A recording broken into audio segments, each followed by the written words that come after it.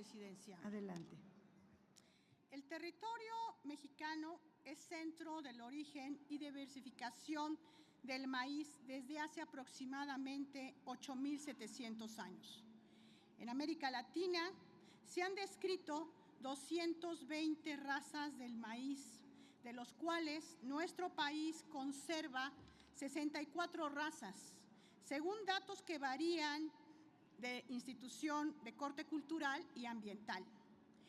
En él se entreteje la memoria de los conocimientos tradicionales y ancestrales y simbólicos en el que se fundamenta nuestro patrimonio bicultural desarrollado por los 68 grupos indígenas, afrodescendientes y comunidades campesinas.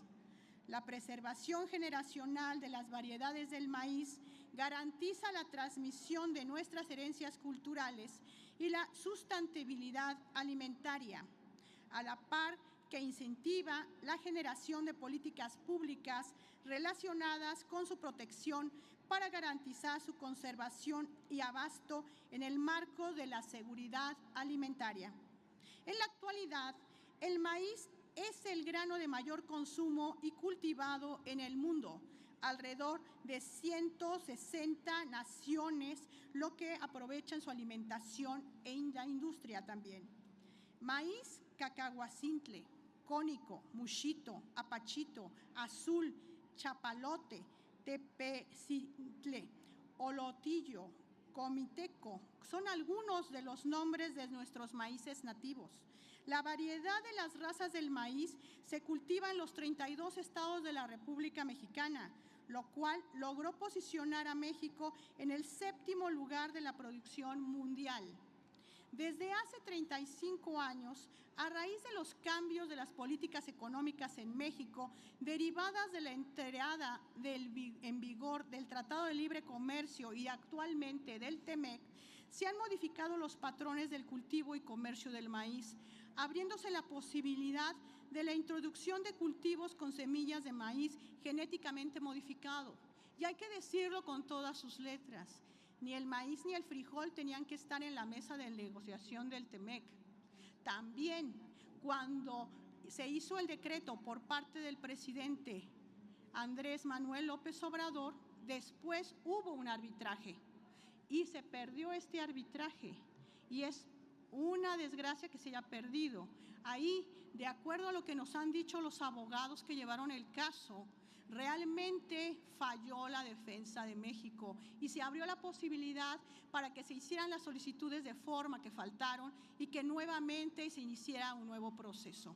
Aquí es importante el análisis, que tengamos conciencia de la responsabilidad, no solamente como legislativo, sino como judicial de lo que realmente ha pasado.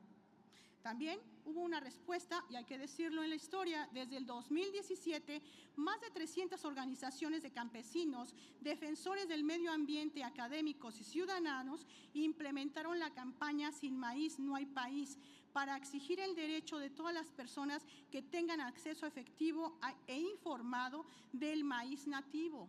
También científicas, especialistas de universidades como la UNAM o como la Universidad Autónoma Metropolitana. Fue muy importante que participaran, al igual que los productores, los empresarios. Es importante escuchar todas las voces y eso fue el ejercicio que se hizo en la Comisión de Puntos Constitucionales.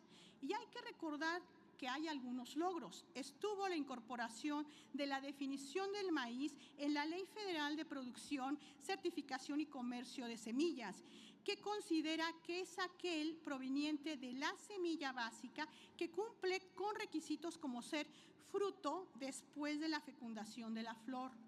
Los frutos o parte de estos, así como partes vegetales o complementos vegetales que se utilizan para la reproducción y la propagación de las diferentes especies, tener un alto grado de identidad genética y pureza varietal y goza de calidad física, fisiológica y genética.